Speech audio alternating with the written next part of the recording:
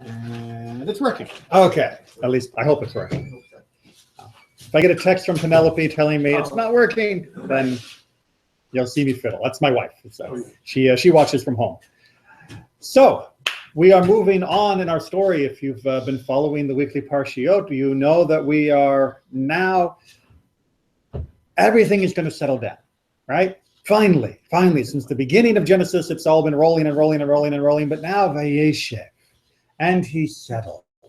We're on page 226. It's chapter 37, if you're using the H time. Sorry, it's chapter 7 if you're not using the H time. It's also chapter 37 if you are, but it's page 226 only in the H time. Now it's going to settle down, right? Jacob got past his confrontation with his brother. He has gotten over the devastation of what happened to his daughter Dinah, and now he can settle. And it's going to be nothing but clean sailing from here on out, right? Yeah, not so much. Not so much. But we have to unpack the very beginning of this parsha. I'm going to try something a little different today. This is an experiment. So all experiments, sometimes they work, sometimes they don't. But it happened as I was going through and preparing for the class. I noticed that there was a good opportunity to show you the depth with which we can explore just a fraction of a Torah portion, to try and encourage us, hopefully, to keep reading the words deeply and carefully. And that means we are going to look at just one. Understand from it, and how perhaps our own understanding of it might have been different before we began reading commentary. So on 226, this is going to be very, very hard. I'm going to go ahead and let you read from the beginning, but just read through verse 2. This then is the line of Jacob? Begin from now, Jacob. That's it. Okay. Now Jacob was settled in the land where his father had sojourned. This then is the line of Jacob. All right, so you're going to read the rest of it because it continues on, but I just want to point out, because it's going to come back as the commentary, very importantly, at the beginning of verse 2, if you look over in the Hebrew, I got to lean closer now, my eyes, man. Ele Toldot Yaakov, which literally would be, these are the generations of Jacob, right? Toldot comes from the same root as the Hebrew word Yeled, which means a child, or Yelda, for a girl child. So these are those that were born from, or this is the generations of Jacob. Make sense? Okay. So if we see the line of Jacob, what would we be expecting to hear? Okay, right? We'd be expecting to hear the names of his children. But don't we already know them? Yes. Didn't we already do, in not last week, but by Vayeishev, when he left, we got the whole list of his children, at least up until the point until Benjamin got born. We already know his kids. Well, what do you mean? This is the lines of Jacob. Well, and more to the point, keep reading. Do we get a name? Do we get a list of all the kids? At 17 years of age, Joseph tended the flocks with his brothers as a helper to the sons of his father's wife, Bilhah and Zilpah. So wait a minute. That's not a list of all the kids. We're just talking about Joseph. All right, scratch our head. Keep reading. And Joseph brought bad reports of them to their father. Okay, and there we've got another issue right there. So we're going to have to unpack what's going on here, because it doesn't follow what we would have expected, right? We would have expected these are the descendants of Jacob. We would have expected a list of the descendants. And then we also wouldn't have expected it because we already know his kids. So why did we not get anything that we were expecting here? Instead, why are we launching into a story of Jacob? And then, of course, what is this relationship telling us about Jacob and the rest of the family? Joseph and the rest of the family. Right, so let's make sure, first of all, we remember who we're dealing with here, right?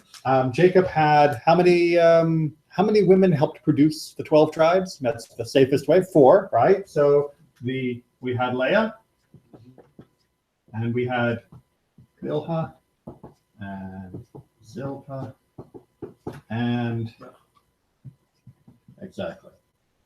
Okay, so we've got a lot of them, but some are different than others, right? So both Leah and Rachel, they were full wives.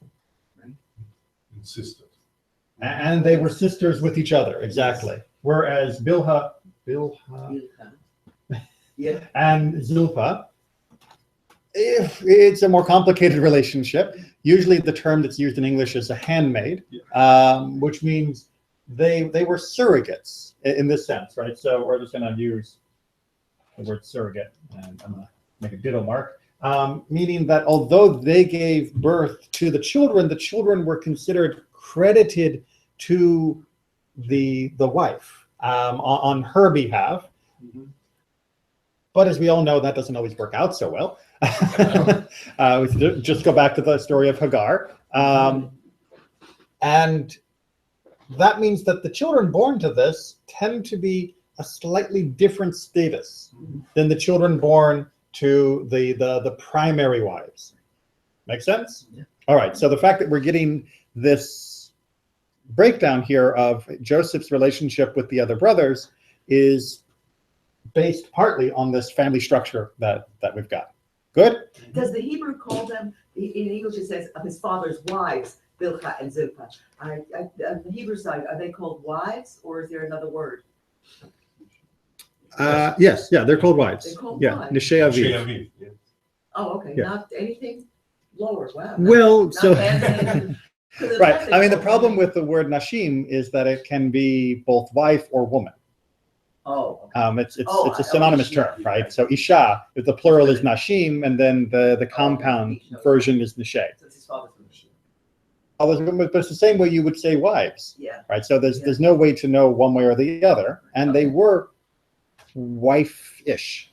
Yeah. So Yiddish man is husband or man. Oh, the right, Manan. there you go. That's Exactly. So yeah, we have this unusual thing, but do notice immediately, however, and I'm sure that you're getting the attention here, his brothers, helper to the sons of his father's wives, are listed separately. Right. But aren't the sons of his father's wives also his brothers? Why are they being given a different designation? Yeah. Right. So, They have brothers. well, so are the brothers of Leah. That's right. Right? All of his brothers except Benjamin are half brothers. He's only got one full brother. And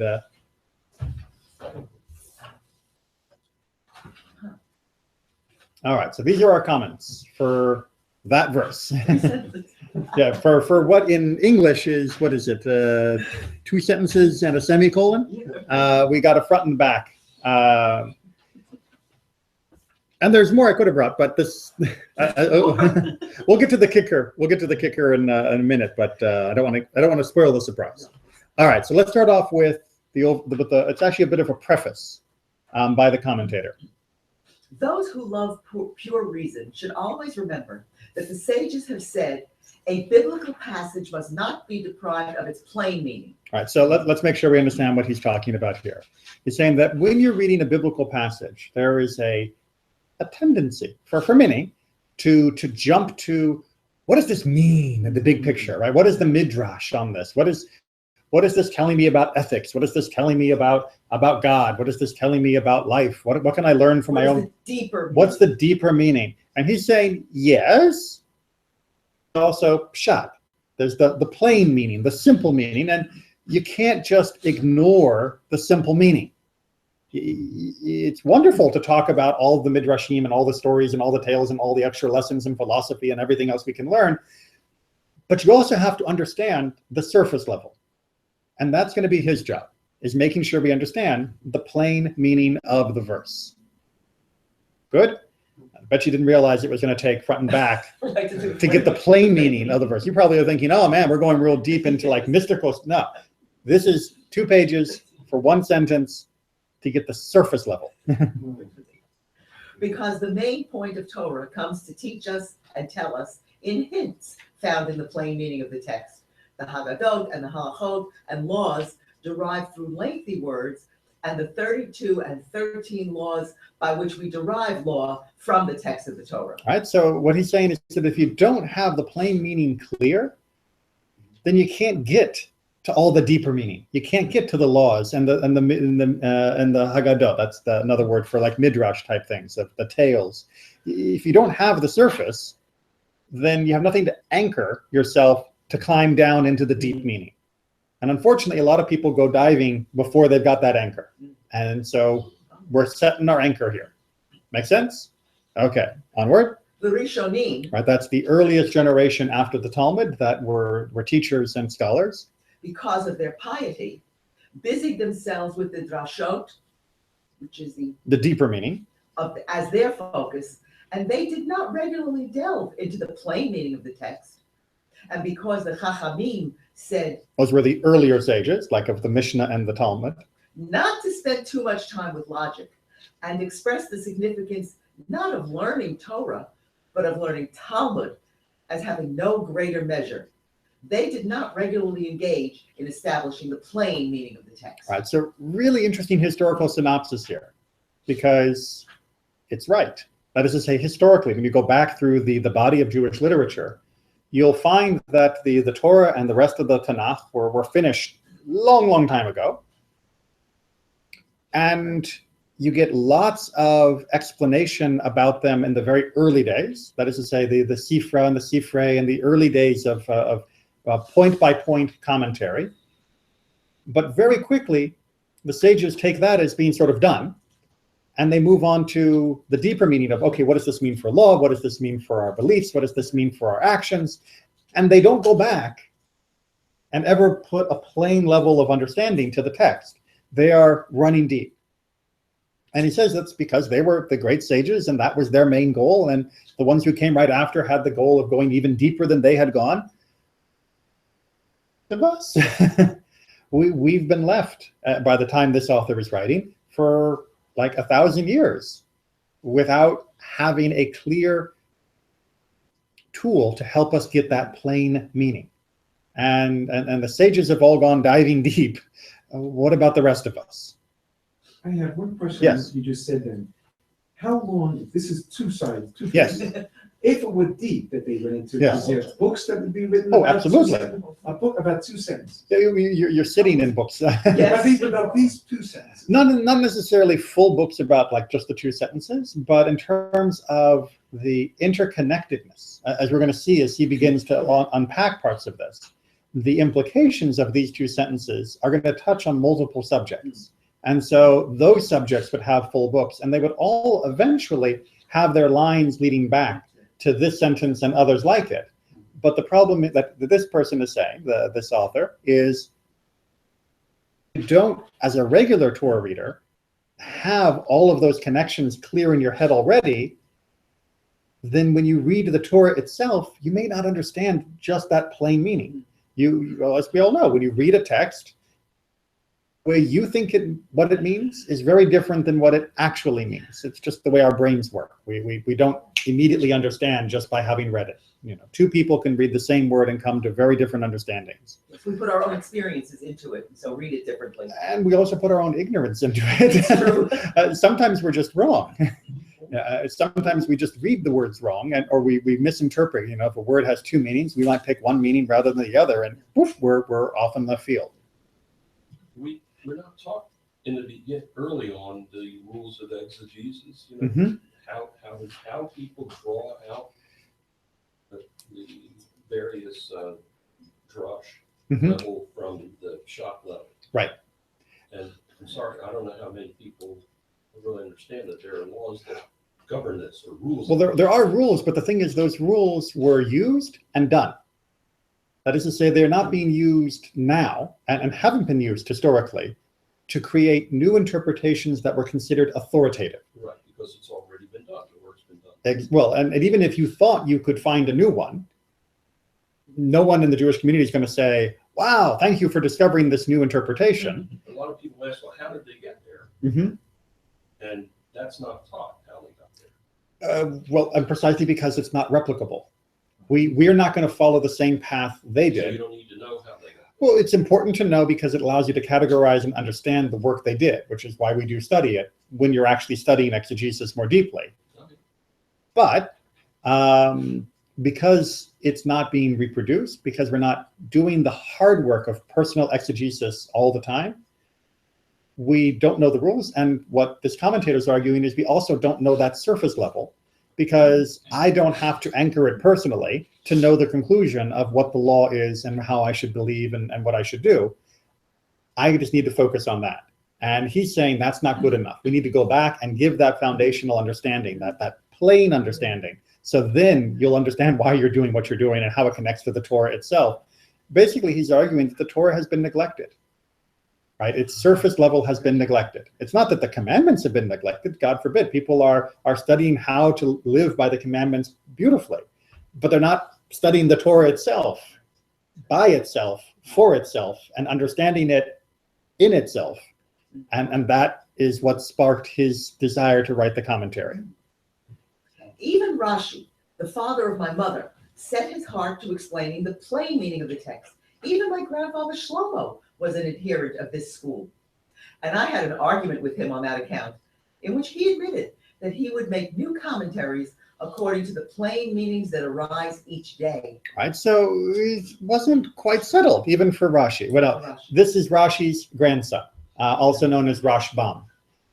And Rashbam is arguing that even his grandfather, who lived in the 11th century, didn't quite nail it down. Because after all, if Granddad already wrote a commentary to the Torah, why am I writing a commentary to the Torah? Well, because what Granddad did, in his opinion, wasn't really nailing down, right? It wasn't getting it firm and set. And therefore, he is saving the day, right? So this is Rashbam, and both sides are all just him, just Rashbam. This is, usually I bring multiple commentators. This is just one guy. Trying to show you his best case explanation of what it means to understand the Peshat, the plain meaning of the Torah, for the Torah. Good? Good. All right, so now that we understand what he's trying to do, let's do it. So he quotes Rashi as saying, these are their settlements and the events that happened to them until they formed a permanent settlement. All right, so what's Rashi writing his comment on? He's writing it on that Ele Toldot, that phrase of these are the, how did he write it? This then is the line of Jacob, it says in our translation. And we said these are the generations of Jacob.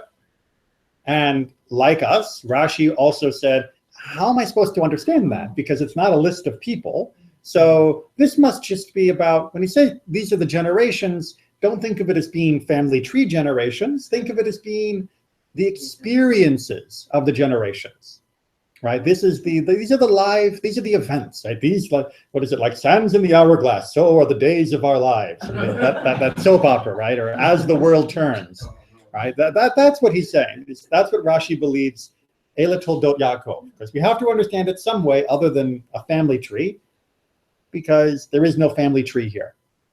And his grandson says, this exegesis is nonsense. all right, grandson. them fighting words, right? So Rashbam is saying that the interpretation that Rashi brings is nonsense. That's not what the Peshat means. It doesn't mean it's not a valid, deeper understanding, but that is not what the verse means just by itself. So now we got to figure out what it does. Well, whenever the expression toldot occurs in the Bible, sometimes this word introduces the names of the grandsons of the party referred to, such as in Genesis, where the Torah, after describing the righteousness of Noah, tells us that Noah had 3 sons and proceeds to give us their names. The names of the sons could not be the purpose of the story there, as we had been told about them earlier in chapter 5, Right. verse 5. No, chapter 5, verse 32. Verse 32. All right, so pause real quick. So what's Rashbam doing here? What's he doing to help us understand what this word toldot, these generations mean? He's finding another place where the word was used. Exactly. He's getting examples. He's looking for precedent. He's like, okay, if I want to understand what the Torah means by the word toldot, rather than just opening up my Hebrew-English dictionary, I need to look in other places in the Torah where it uses the word toldot. And yes, it means generations. But funny, I find this other spot where it means generations, but I think there it's not talking about the sons, it's talking about the grandsons. Because after all, when it gets used in this second time in the story of Noah, it can't just be telling us the names of his sons again. We already know their names. They were already introduced to us in the previous chapter. And as, again, a principle of understanding of the Torah, God doesn't waste words. So if he's bringing this information and using this term toldot again, generations, there's got to be a new piece of information. Something is being added here. And what's being added here are the grandchildren. And he goes on to try and convince us further. So the Torah then continues to describe mankind's ongoing corruption, and that Noah was the only one with whom God was pleased. When the Torah commences a second time in chapter 6, it is telling us of Noah's grandchildren. Just as the Torah reported the growth and development of mankind after the deluge, the flood, until we have a total of 70 such descendants of Noah being named, so in chapter 36, we have been told of the descendants of Esau who have been born in the land of Canaan. That is, the land in which his father lived. All right, so we get a second version, making this toldot to refer to further generations, and that's in the story of Esau. So now we've got two examples where using the term generations means more than just the immediate offspring, but actually means the descendants. Now, we haven't solved our problem yet of this because we don't have any explanation yet of grandkids. I mean, we're talking about Joseph, which is his actual son, but he's getting there. The Torah reports the development of Yaakov's family in a parallel manner. Chapter 35, extending all the way through verses 26 to 27, and listing all his children who had been born in exile while he was in Padan Aram with Laban. Right, so that was in the previous chapter.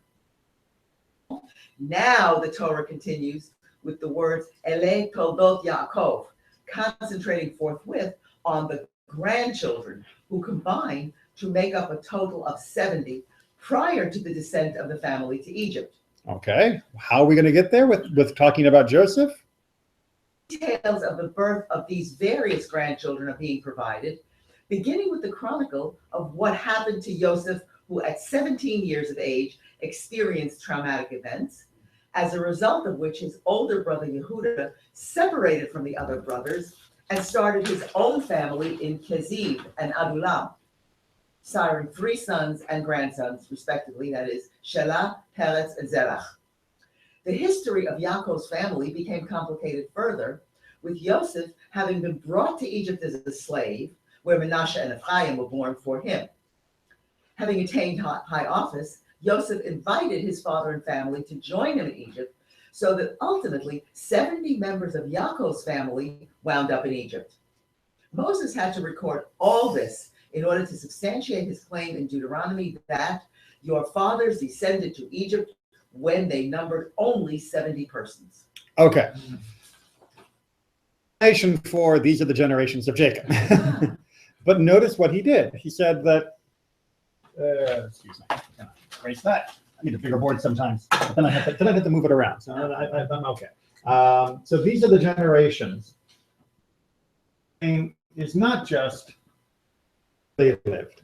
And it's not about what they did and their life and their activities the way his grandfather did. That's nonsense, he says. I'm only quoting him. I don't call Rashi nonsense on my own. Instead, what it means is you have sons and grandsons. And both can be called generations. And in order to get to the grandsons, I need to tell you a story. Right? For me to explain to you how Yaakov ended up being, like we know later, 70 people who went down to Egypt, story about where the grandkids came from, because it's weird. I can't just say, and Joseph had Manasseh and Ephraim, and I can't just say, these are the kids, the grandchildren of Judah. I got to explain. And that's what Vayeishev is. This whole parsha, this whole section of Torah, is just explaining how these extra grandkids are going to come around, which answers another question that, because we didn't read the whole Torah portion together, we haven't asked as a group, but maybe you've also wondered, which is, why does the Torah stick the story of Judah and Tamar into this part of the narrative? Why bring it right after they sell Joseph? All of a sudden we have Judah and Tamar and the birth of the 3 grandchildren. Well, it's more complicated than that. Please read it on your own time. Why bring it there? Why? Because it's finishing the story, or finishing the purpose of these are the generations of Yaakov. So rather than reading these are the generations of Yaakov, or this is his line, as sort of like a throwaway opening sentence, or just, oh, we're going to tell a story about him. It's no, everything that comes after this is just trying to help us understand how the family grew and ended up in Egypt, because that is what's actually important here. The stuff about the brothers and the fighting and all of that, yeah, it's interesting, but the main thrust is the family tree. That's the Peshat. Make sense? Maybe?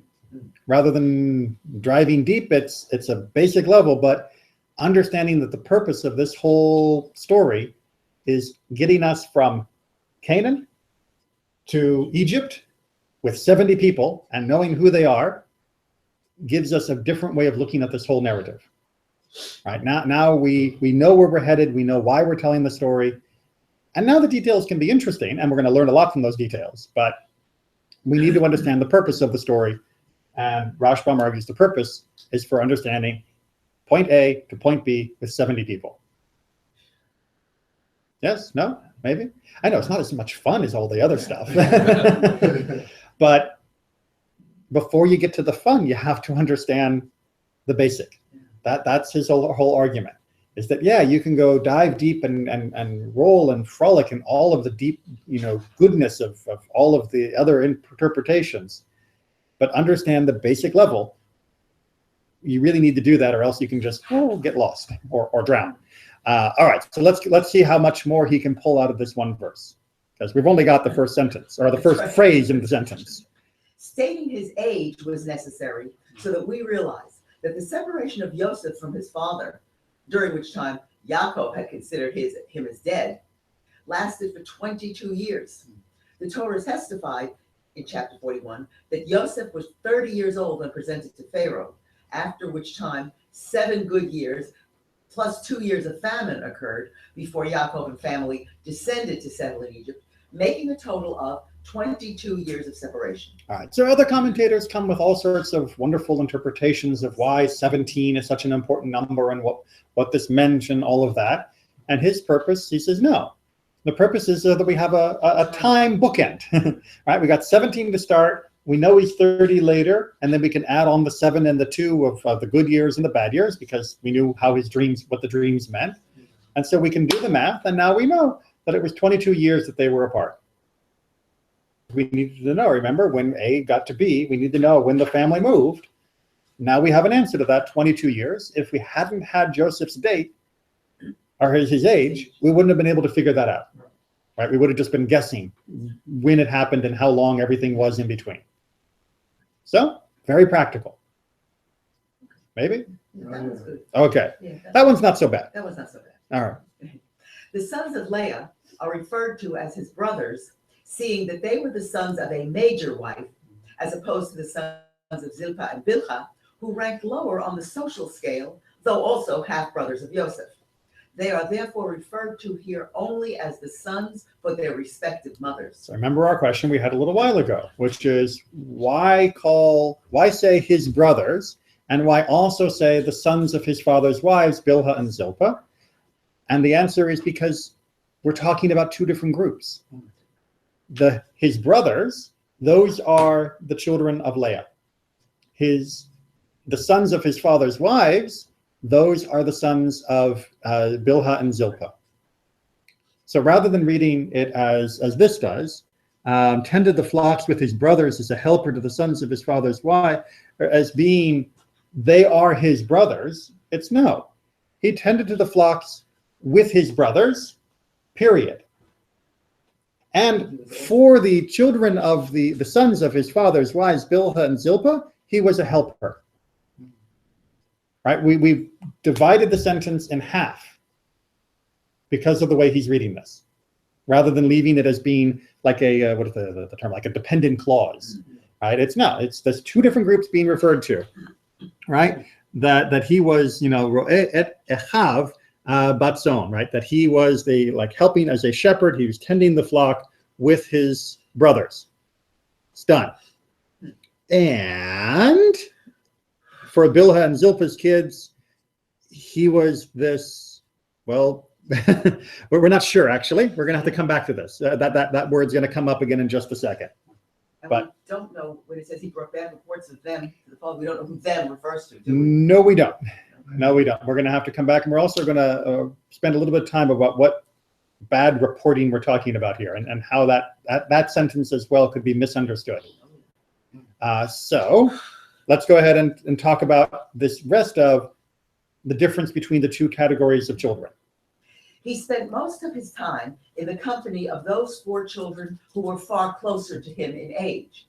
The fact that Joseph preferred the company of the sons of the servant maids may have been the beginning of the sons of Leah resenting him. Right. The main people who are later in the story going to be against him are the sons of Leah, the ones who are most antagonistic. Remember, it's Judah who ends up selling him, and Reuben who's only looking out for him because he wants to save his own neck. So why would he be closer to Bilhah and Zilpah? Well, just age. Right. Remember, when you go back to Vayeishev, when all the kids are being born, Leah is popping out the first 4, just bang, bang, bang, bang, bang, and then she stops. Long time before we finally do the handmaiden from Rachel, and then she finally starts having the handmaiden from Leah, and then finally Rachel gets to have some of her own, and then Leah has a little bit more at the end. So it's natural that all the handmaid children would have been closer in age to Joseph than the first 4 that were born from Leah. You know, he hangs out with them. And how do we know he's hanging out with them? Well, that's going to come from our good word, Na'ar. Oh, Na'ar. He was tending the sheep with his brothers, but seeing that he still enjoyed his carefree childhood, he spent most of his time with the sons of Bilhah and Zilpah instead of in the company of the sons of Leah. 17-year-old, he should have acted like a Na'ar, an adolescent lad approaching manhood. This is the meaning of the word in Hosea and in Samuel. The Torah now enumerates a number of other causes which contributed to the brothers hating Joseph. Right? So he's straddling the line between being young and fully mature, and he is supposed to be helping his brothers with the flock, but instead he is palling around with the other youngish people, and that is breeding some of the resentment. Right? He's hanging out with the wrong people. He's not taking his position as the eldest son of one of the other favorite wives, and he's not picking up his share of the work with his brothers, as he should be, being one of the elder son of one of the favorite wives. And instead, he's still acting kind of like a kid. Teen, for crying out loud. I mean, he's old enough to be doing more than what he's doing. Now, it's not that they're expecting at 17 that he should be out and having his own company or anything. I mean, the idea that kids at 15 would be running their own lives, no, even in the ancient world, teenagers were still dependent on their family for getting set up. They might have been betrothed at an early age in classical times, but they weren't really creating their own lives until they were 18 or older. So he's right at that threshold, but he's not 100% acting that way when you read the verse carefully. Right? He is supposed to be, but instead is what they're saying. He's supposed to be part of the flock herders, and instead he's just sort of hanging out with the other young guys. The word Na'ar, very interesting, Na'ar, an adolescent lad approaching manhood, there's an implication somehow that there's somehow smartness. But interestingly enough, it came into Yiddish, the word Na'ar. When you call somebody a Na'ar, you call him a fool. Really? Yeah, Na'ar means fool. And now I see why, because an adolescent boy is a fool. In many cases. Yes. And it's Na'ar, he's such a fool. I'm just wondering, Joseph is 17, the brothers he's hanging out with are older. Right, they would be a few years older than so him. they're Yes. also That's not right.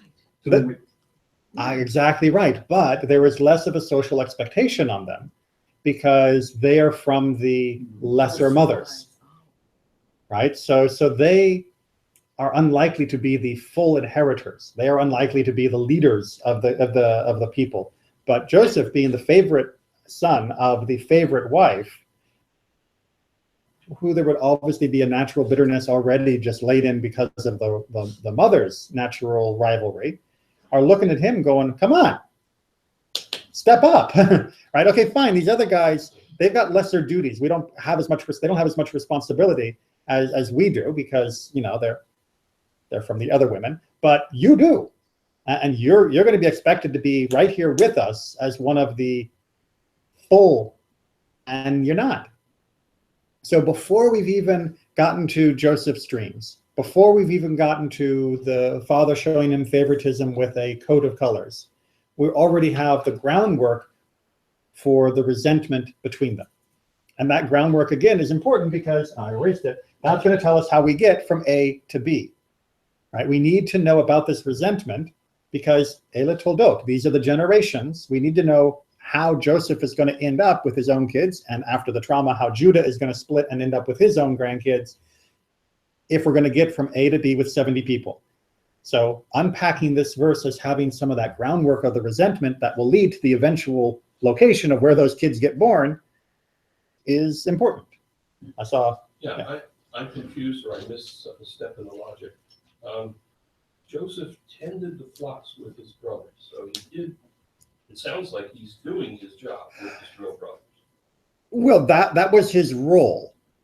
Whether or not he actually was. That was his behavior. That was the expectation. Right. Well, if you look at the Hebrew, and Yaroch, you can correct me if I'm wrong on here, right? It says, you know, haya roeh, that he was a tender of the flock. He was a shepherd of the flock, right? It doesn't say he actually tended the flock. Right? That's a title. That's a designation, not necessarily a verb of doing. Okay. And as a helper to the sons of his father's wives, so that was just hanging out. Well, that's that word helper. So what happens in this translation, and thank you for bringing me back to that, is the word na'ar means an adolescent, right? A young person. But the translator sent, how are you a na'ar et? Right, because et is, you know, this participle thing. Is it you're helping them, or you're helping with, or you're under them? And so their translation goes off. You can read the commentary in the middle of the page as a helper to. It says that he was an assistant to them. The word translated to as et often means with, and here it means subordinate to. So that's the leap that this translator took, meaning that he was an adolescent to them, which would be like he's a helper to them. He's an apprentice to them. To people his age. To the people that are closer in his age, yes. So he's subordinate to the people of his age, but he's supposed to be. Well, but that's the problem, is that translation doesn't work. That translation doesn't work with Rashbam. Yeah. Right? Rashbam says, no, don't translate na'ar as helper. Translate na'ar as adolescent.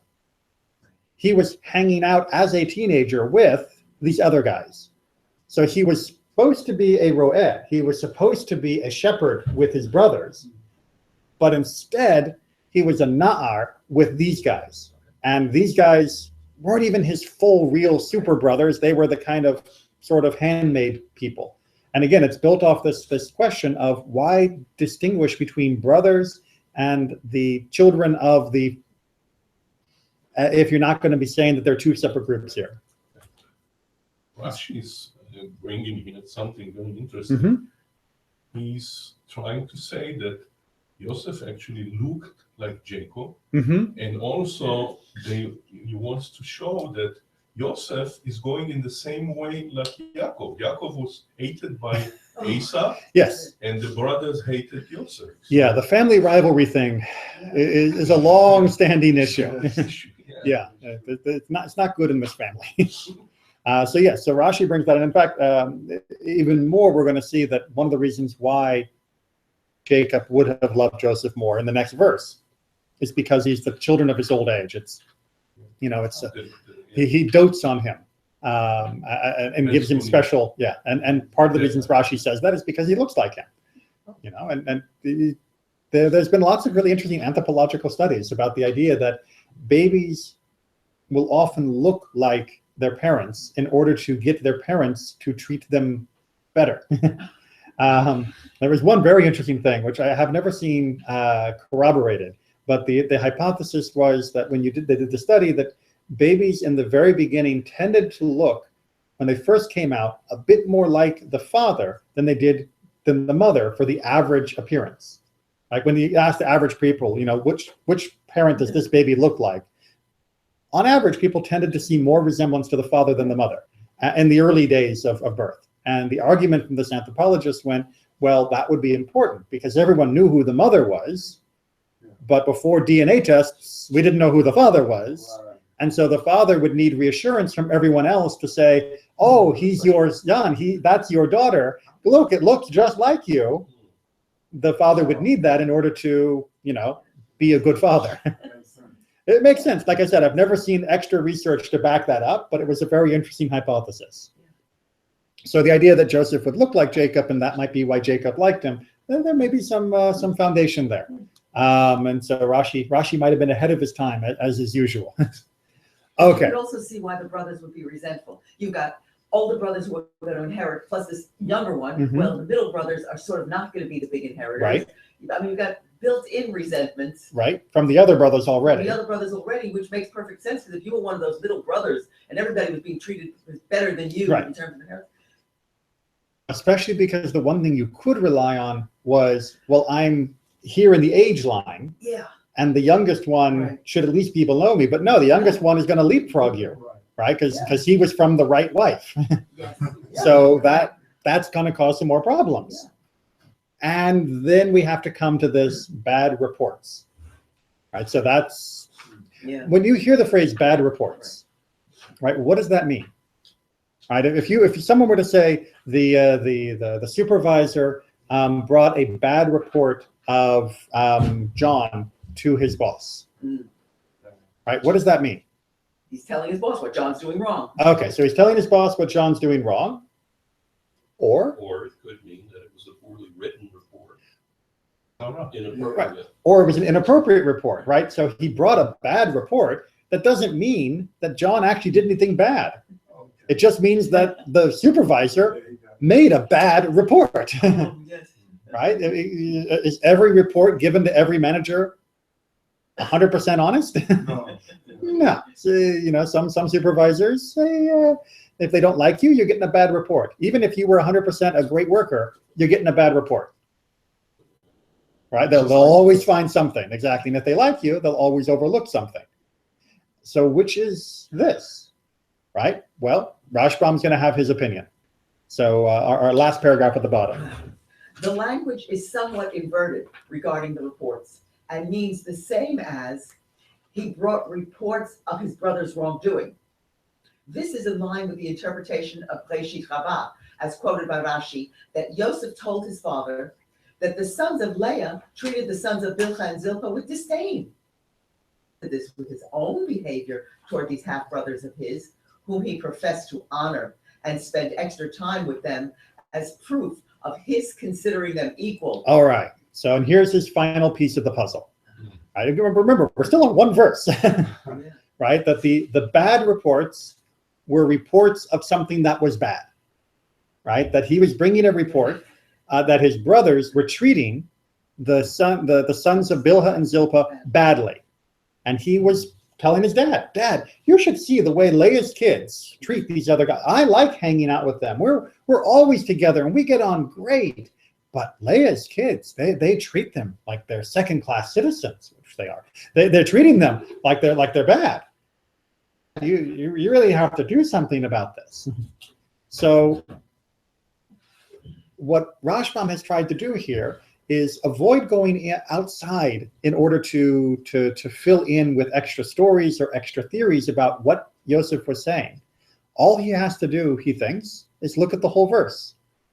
Right? The verse begins by giving us two categories of siblings, brothers, and sons of the wives.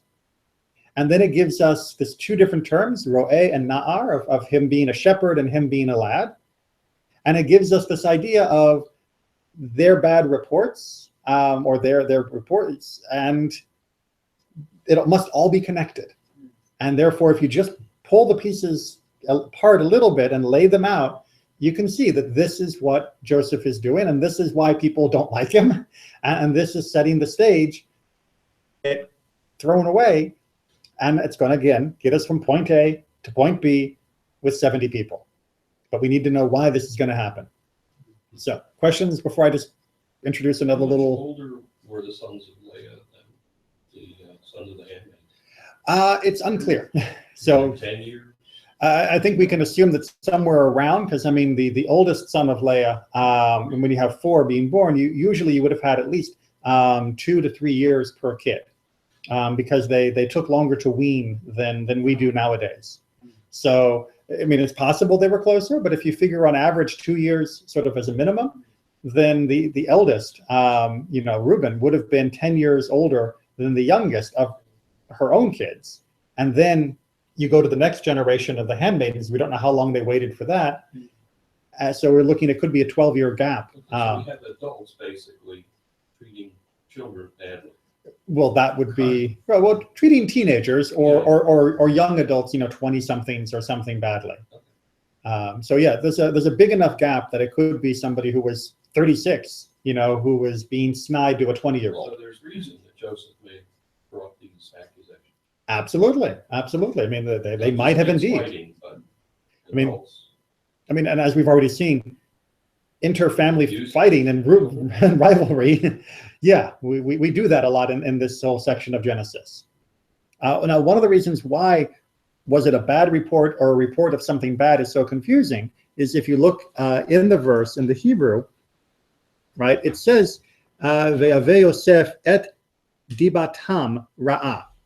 Now, dibatam is like their reports, their slander, right? So, and then it's bad, right? So their bad slander or their bad reports. Who's the they? Right? Is this the they, the sons of Bilhah and Zilpah? Is this the they, the brothers, meaning for Rashbam, the brothers of Leah? And is it their reports or is it the report about them? Right? And you get the same confusion in English, right? If I say the supervisors brought their reports to the meeting, do I mean they brought the reports of the people they supervise, or they brought their own reports to the meetings, right? It's the pronoun can be confusing, especially when it could be about the person or by the person. And just like in English, we can get some confusion in the Hebrew. And that's exactly what's happening here. And Rashbam is trying to settle the confusion. Reports about these guys, these are reports about these guys doing something bad. And what is the bad thing? It's got to tie back into the whole verse. It is treating their other half-brothers from the concubines badly.